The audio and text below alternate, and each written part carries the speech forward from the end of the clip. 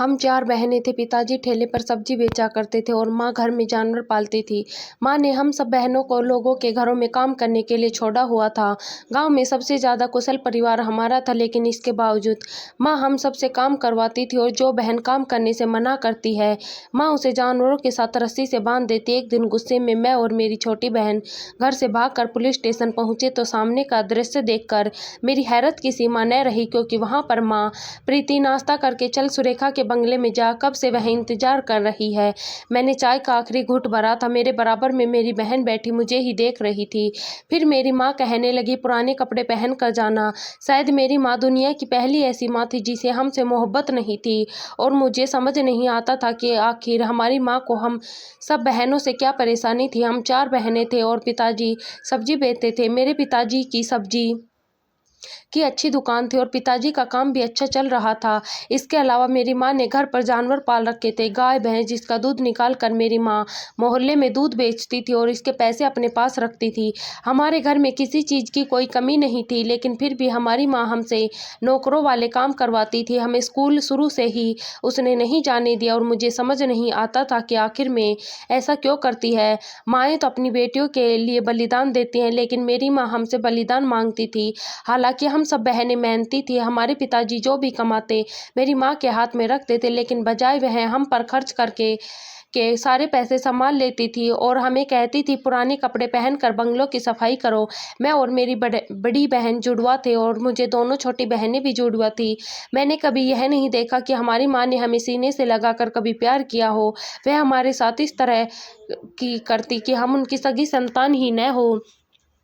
शायद उन्हें बेटे की इच्छा थी और हम सब बेटियां थी। हम सब बहनों में ज़्यादा फर्क नहीं था। मैं और मेरी बड़ी बहनें एक ही उम्र के थे और मेरी छोटी 2 बहनें भी हमसे सिर्फ 2 साल छोटी थी। मैं कमरे में जाकर पुराने कपड़े पहने और सुरेखा के बंगले में काम करने चली गई।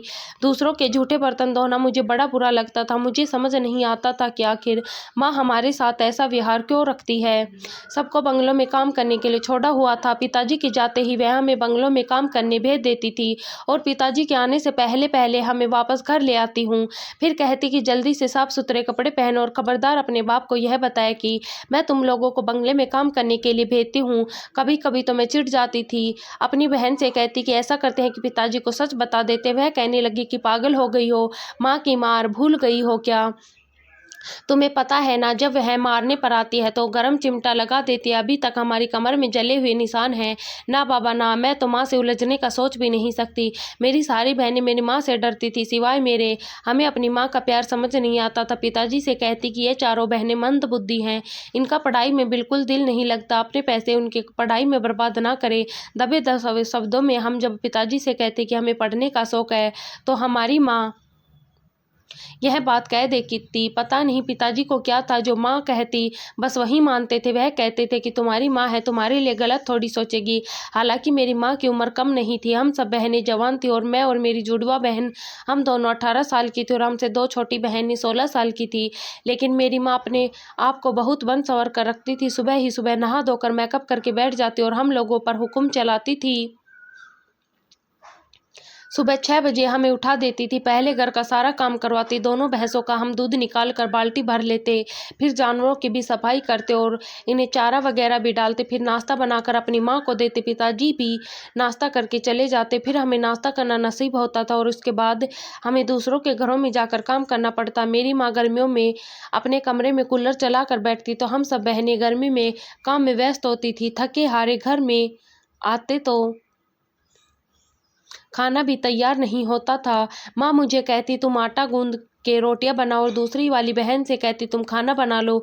छोटी बहन से कहती कि चलो घर दोबारा से गंदा हो गया है, साफ करो। हमें तो लगता कि जैसे हम अपनी माँ की बेटियां नहीं, हर टाइम हमसे काम करवाते रहती। हम चारों बहनें एक ही कमरे में रहती जहाँ का पंखा भी ठीक से नहीं चलता था और हम यह सोचते कि न जाने वह कैसी माएँ होते हैं जो अपनी बच्चियों के साथ अच्छा व्यवहार करती हैं।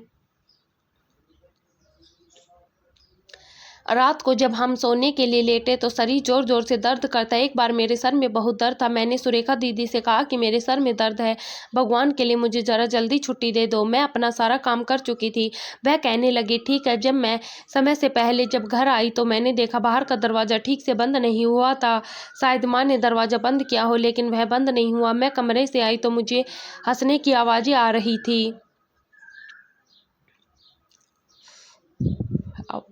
जब मैंने देखा तो माँ के कमरे का दरवाज़ा बंद था और वह कमरे के अंदर पता नहीं किससे हंस हंस कर बातें कर रही थी। पिताजी तो कभी भी रात से पहले घर नहीं आए थे। फिर माँ किसके साथ बातें कर रही थी? माँ का तो मायका भी यहाँ नहीं था, दूसरे शहर में था। यहाँ इनका कोई रिश्तेदार भी नहीं रहता था। फिर माँ किसके साथ हंस हंस के बातें कर रही थी? मेरी माँ की तो पड़ोस में कभी भी किसी से नहीं बनी थी। पूरे मोहल्ले में वह बदतमीज मशहूर थी। यही वजह थी कि हमें भी मोहल्ले वाले अच्छी नज़र से नहीं देखते थे। फिर हमारी माँ हमसे दूसरों के घरों में काम करवाती थी, इसलिए लोगों की नज़र में हमारी हैसियत एक नौकरानी जैसी ही थी। हालांकि हमारे घर में ना खाने पीने की कोई कमी थी और ना ही किसी और चीज़ की। पिताजी इस बात से अनजान थे और उन्हें पता चल भी जाता तो शायद वह हमारी माँ के सामने नहीं बोल पाते।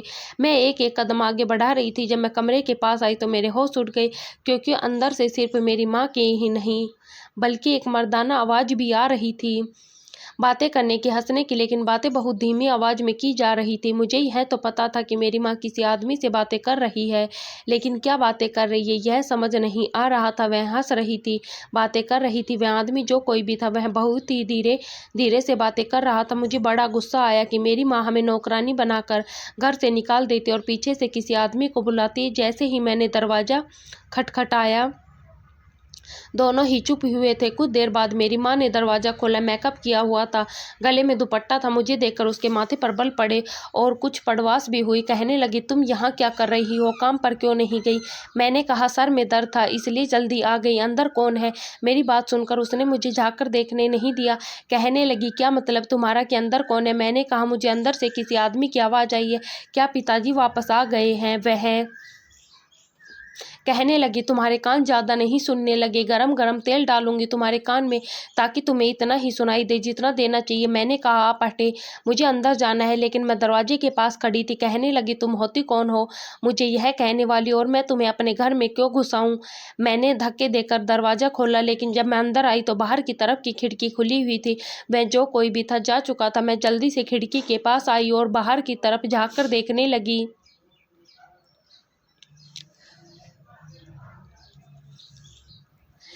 लेकिन गली खाली थी। लेकिन इतनी देर में मेरी माँ ने मेरी चोटी पकड़कर खींची और कहने लगी, कमीनी, मुझ पर शक करती है। एक जोरदार थप्पड़ मेरी माँ ने मेरे मुंह पर मारा। मेरी माँ ने मुझे बहुत मारा, इतना कि चेहरे पर नील के निशान पड़ गए। मेरे होठ के किनारे से खून बहने लगा।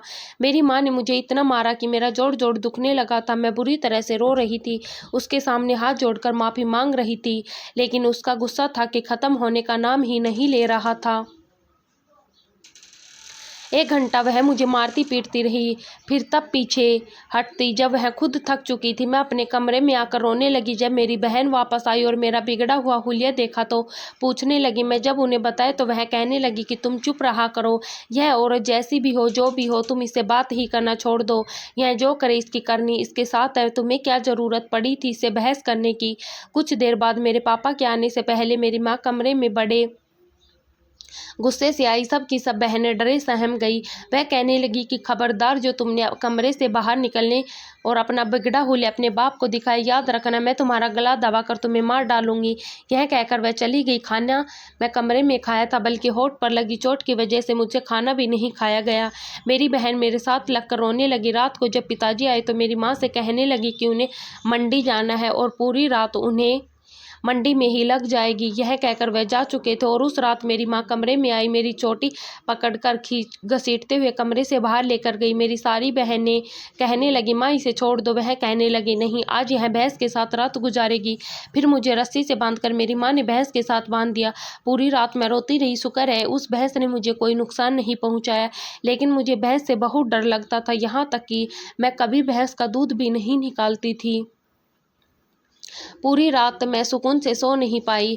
सुबह मेरी माँ ने मेरे हाथ से रस्सी खोली और मुझे चोटी से खींचते हुए मेरे कमरे में फेंका था। कहने लगी, आज के बाद अगर तूने मेरी जासूसी की तो इससे ज़्यादा बुरा विहार करूँगी। मेरी सारी बहनें रो रही थी और मैं गुमसुम होकर एक कोने में बैठ गई। मेरी छोटी बहन को बहुत गुस्सा आ रहा था। कहने लगी, मैं इसे छोड़ूंगी नहीं, मैं इस औरत को जान से मार डालूंगी। पता नहीं यह खुद को क्या समझती है।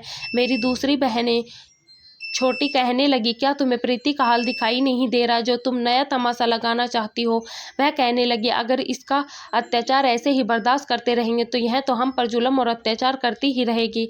हमारे पास कोई भी रास्ता नहीं था। पिताजी रात में फिर मंडी होकर घर आए तो ढेर सारी सब्जियां लाए थे। घर जाकर पहले उन्होंने सब्जियां ठीक की, फिर अपने नौकर को बुलाकर सारी सब्जी अपनी दुकान पर रखवा ली। फिर मेरी माँ कहने लगी कि बचिया कहाँ है, नजर नहीं आ रही। वह कहने लगी कि आप थके हुए आए, आराम करें। वह भी सो रही है, उन्हें तो बाप की परवाह ही नहीं कि पूरी रात भर आप मेहनत करके जागते हुए आए हैं। यह नहीं कि बाहर आकर नाश्ता ही बना दे। बाहर की सारी आवाज़ हमें आ रही थी।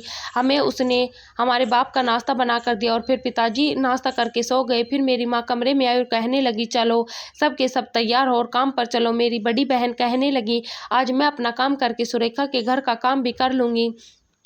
आप प्रीति से कुछ मत कहें, इसकी तबीयत ठीक नहीं। मेरी माँ कहने लगी, यह मर भी रही होगी तो अपने हिस्से का काम यही करेगी। फिर मेरे मुंह पर पुराना कपड़ा फेंका जो पहनकर मैं प्रीति के घर में काम करने जाती थी। कहने लगी, इसे पहनो, जाओ जाकर काम करो।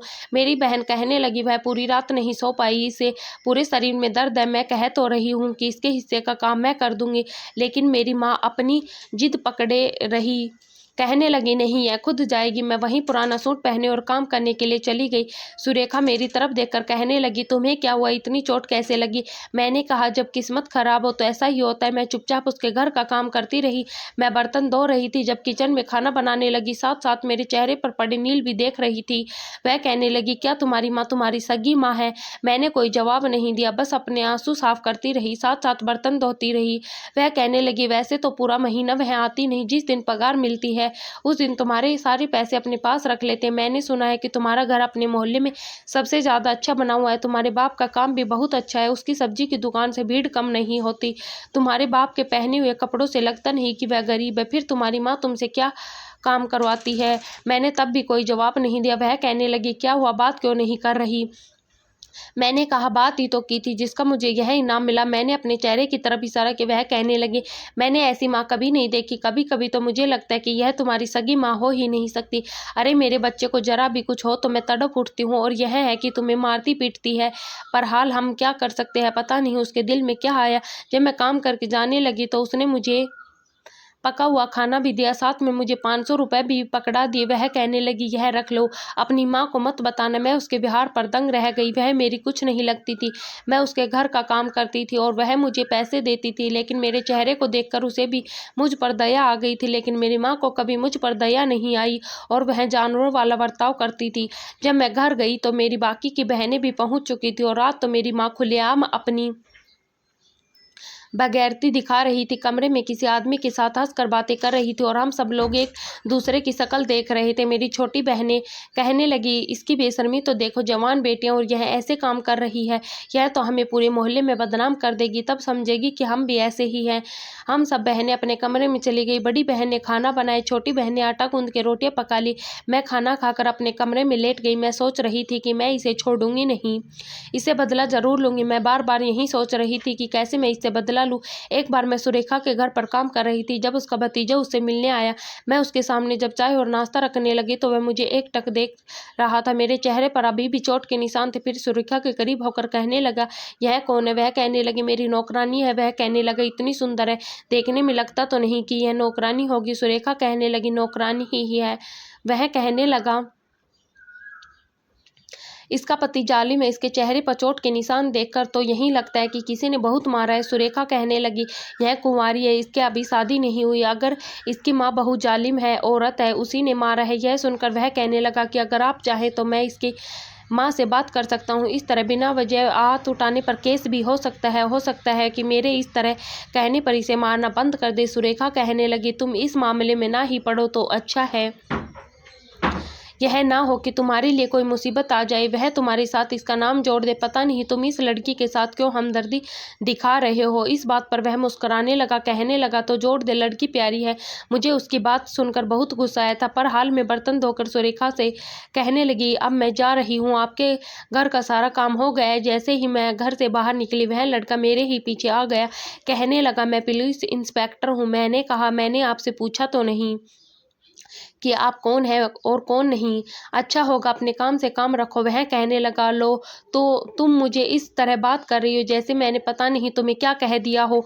मैं तो तुम्हारी मदद करना चाहता हूँ। मैंने कहा, मैंने आपसे मदद नहीं मांगी। वह कहने लगा, लेकिन मैं फिर भी चाहता हूँ, हो सकता है तुम्हारी माँ तुम पर अत्याचार करना छोड़ दे और तुम्हारे दिल से मेरे लिए दुआएं निकले। यह कहते हुए उसने अपना कार्ड मुझे दे दिया। हालांकि मैंने वह कार्ड फेंका नहीं, रख लिया। रख लो लड़की, कभी काम पड़े तो मुझे फ़ोन कर लेना, मैं तुम्हारी मदद के लिए आ जाऊँगा। यह कहकर वह जा चुका था। मैं चाहती तो उसका कार्ड फाड़ कर फेंक देती, लेकिन मैंने ऐसा नहीं किया। मैं वह कार्ड लेकर घर आ गई, उसे अपनी अलमारी में अपने कपड़ों के नीचे रख दिया। एक दिन मैं घर आई तो मेरी छोटी बहन पूजा मेरी माँ से लड़ रही थी। वह कहने लगी, हम पिताजी को बताएंगे कि तुम्हारा संबंध किसी दूसरे आदमी से, वह तुमसे मिलने कमरे में आता है। तुम तो हमें बदनाम कर रही हो, पहले ही तुमने हमें नौकरानी बनाकर रखा हुआ है। मोहल्ले वाले हमें घृणा की नज़र से देखते हैं। इस तरह से तो मेरे और मेरी बड़ी बहनों के अच्छे रिश्ते भी नहीं आएंगे। तुम हमारी ज़िंदगी बर्बाद करना चाहती हो। तुम माँ नहीं हो, डायन हो। मैं बहुत परेशान थी। मैंने अपनी बहन से कहा कि तुम इधर आ जाओ, लेकिन वह नहीं मानी। तो मेरी माँ ने सबसे पहले हम तीनों बहनों को कमरे में धक्का दिया और दरवाजे की कुंडली बाहर से लगा दी। फिर वह मेरी छोटी बहन पूजा को मारने लगी। मार मार कर उसने उसको अधमरा कर दिया। हम दरवाज़ा पीटते रह गए, लेकिन उसने दरवाज़ा नहीं खोला। उस रात भी पिताजी को मंडी जाना था, इसलिए दुकान से सीधा मंडी चले गए। पूरी रात हम लोगों ने बहुत दरवाज़ा खटखटाया, यहाँ तक कि दरवाजे को तोड़ने की भी कोशिश की, लेकिन दरवाज़ा बहुत मजबूत था। बाहर से पूजा के रोने और चिल्लाने की, मदद मांगने की आवाज़ आ रही थी, लेकिन हम सभी बस बैठे थे। वह रो रही थी। मैं जानती थी कि आज उसने पूजा को भी बहस के बारे में ही सुलाया होगा। वह बहुत जालिम औरत थी। अगली सुबह जब उसने दरवाज़ा खोला तो हमने देखा कि पूजा के चेहरे पर वैसे ही चोट के निशान थे। यह सब देखकर हमने कहा कि हम सब सब्र नहीं करेंगे। मेरी बहनों ने मेरी माँ के कमरे का दरवाज़ा बाहर से बंद कर दिया। मैंने अपनी बहनों से कहा कि तुम लोग घर में रहो, पूजा के साथ मैं जाती हूँ। जो पूजा के जख्म पुलिस वाला देखेगा तो वह ज़रूर हमारी मदद करेगा। मैं अपनी अलमारी से वही कार्ड निकाल कर अपने साथ ले गई। पुलिस वाले ने मुझे दिया था और पूजा को लेकर पुलिस स्टेशन चली गई, लेकिन जैसे ही मैं पुलिस स्टेशन पहुंची तो मेरे होश उड़ कर रह गए। मेरे पैरों के नीचे से ज़मीन निकल गई, क्योंकि मेरी माँ पहले से वहां मौजूद थी। शायद वह खिड़की से बाहर आई थी। मैं हैरान थी कि उसके चेहरे पर चोट के निशान थे। वह रो रो कर कह रही थी कि मेरी बेटी मुझ पर जुल्म करती है, मजबूर माँ पर इन्हें दया नहीं आती। वह हमारे खिलाफ रिपोर्ट लिखवा रही थी। मैंने इतनी बात सुनी चालाक औरत आज से पहले कभी नहीं देखी थी। मैं अपनी बहन को वहां से बाहर ले आई और घर लेकर आ गई। मैंने फ़ोन करके उस इंस्पेक्टर से कहा कि वह घर पर आकर हमसे मिले। कुछ ही देर में वह इंस्पेक्टर घर पर आए तो बड़ी हैरान नज़रों से हमारे घर को देख रहा था। मैंने पूजा का चेहरा जब उसे दिखाया तो वह परेशान हो गया। वह कहने लगा, आप लोग पुलिस स्टेशन क्यों नहीं आए? वहाँ आते तो मैं उसकी रिपोर्ट लिख पाता। मैं सारी बातें उस पर पुलिस इंस्पेक्टर को बता। वह हैरान रह गया। वह कहने लगा, हाँ, एक औरत आई थी, अपनी बेटियों की जुल्म अत्याचार की शिकायत कर रही थी। मैंने कहा वह झूठी बोलती है। तो वह कहने लगा, अच्छा मैं कुछ करता हूँ। फिर उसने अपनी जेब से पता नहीं एक अजीब सा छोटा सा कैमरा निकाला और मेरी माँ के कमरे में छुपा कर लगा दिया। उसने कैमरा ऐसी जगह पर लगाया जहाँ कमरे की हर चीज़ इस कैमरे में नोट हो सके। फिर वह वहाँ से चला गया। कुछ देर बाद मेरी माँ वापस आई तो मुस्कुरा रही थी। वह कहने लगी, अब देख लेना, बहुत जल्द पुलिस आएगी और तुम चारों को जेल में बंद हो जाओगी। हमने कोई जवाब नहीं दिया। इंस्पेक्टर हमसे कह गया कि तुम लोग अपनी माँ से कुछ मत कहना, बस कुछ दिन बर्दाश्त कर लो। हमने ऐसा भी किया। हमारी माँ क्या करती थी क्या नहीं करती थी हमने कुछ नहीं कहा, बस अपनी जबान पर ताला लगा लिया।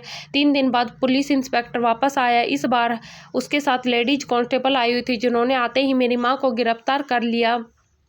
वह वजह पूछती रह गई। इत्तेफाक था कि उस समय हमारे पिताजी घर पर ही थे। वह कहने लगे कि आखिर हुआ क्या है, क्यों मेरी पत्नी को तुम लोग गिरफ्तार करके लेकर जा रहे हो? वह इंस्पेक्टर कहने लगा, इसका जवाब हम आपको पुलिस स्टेशन में देंगे। हम सब बहनें बहुत खुश थी कि हमारी माँ से हमारी जान छूट जाएगी। हमारी माँ जेल में बंद हो चुकी थी। उस कमरे की सारी हरकतें नोट हो चुकी थी। जब मेरे बाप को सच्चाई का पता चला तो उसने मेरी माँ को तलाक दे दिया। फिर उसके बाद हमें पता चला कि वह हमारी सगी माँ थी ही नहीं। जब मेरी छोटी बहन पैदा हुई थी तो मेरी माँ का देहांत हो गया। तब हम लोग छोटी छोटी सी थी। तभी मेरे पापा ने दूसरी शादी कर ली और मेरी माँ की भाभी ने यह शादी ज़बरदस्ती करवाई थी, क्योंकि वह मेरी सौतेली माँ पर जुल्म और अत्याचार करती थी। सारी जिंदगी उसने बहुत कुछ का अत्याचार किया था। उसकी भाभी जरा जरा सी बात पर उसे मारती थी, पीटा करती, बहस के बारे में बहस के साथ उसे बांध दिया करती थी,